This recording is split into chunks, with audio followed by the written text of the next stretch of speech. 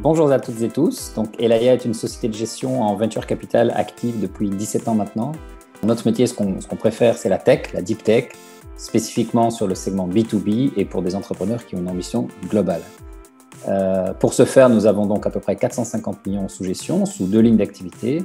Digital Ventures, qui s'occupe essentiellement des startups ayant déjà un tour d'amorçage derrière elles et qui veulent aller très loin sur le marché international. Et puis, une business unit Deep Tech Seed, dans laquelle je suis directeur d'investissement, qui va en fait du pré-seed, amorçage, jusque la croissance à l'international. Alors pour Elaya, en fait, côté marché et deal flow d'opportunités, c'est vrai que les premiers mois, le confinement, on a ressenti un ralentissement des opportunités. Mais je dirais que depuis le début du mois de septembre, il y a une formidable reprise, un deal flow de qualité qui arrive chez nous. Ça, c'est une chose. Et sinon, sur le côté exécution, la crise pour nous en interne, c'était une formidable opportunité d'exécuter de très beaux dossiers. On a réalisé 8 investissements en 3 mois et on en est très content.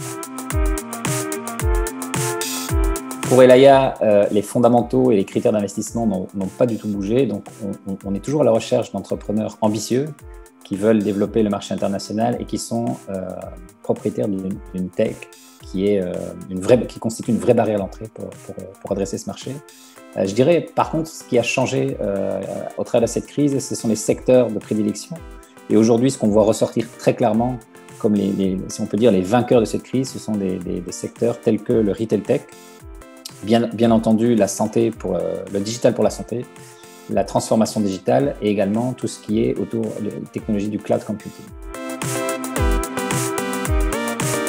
À titre d'exemple, un investissement d'Elaya pendant la crise, c'est la société Spectral, donc une société qui a été incubée par IMT Starter et qui fournit en fait une solution pour la maintenance des sites industriels avec une solution de réalité augmentée.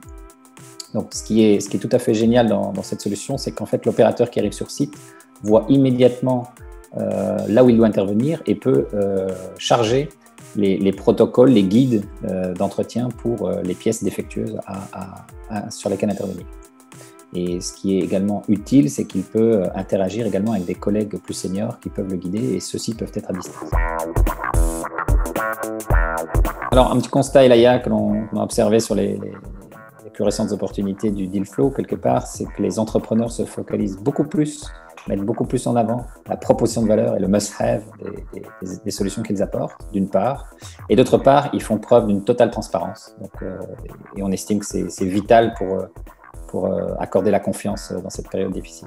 Donc, ils n'hésitent pas à dire que voilà, ils ont un arrêt brutal des prises de commandes ou qu'ils ont un retard ou que financièrement c'est compliqué. Voilà, ils n'essayent pas de rendre la mariée la plus belle possible, comme on a pu le voir après quand les périodes sont fastes. Quelque part, c'est revenir un peu au basique, c'est faire preuve d'humilité. Voilà, franchement, c'est pas mal.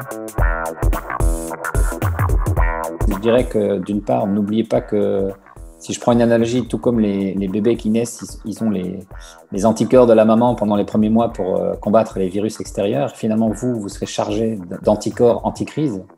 Vous serez amené à prendre des décisions sur la survie de votre entreprise et quelque part, profitez-en pour éliminer tout ce qui est inutile.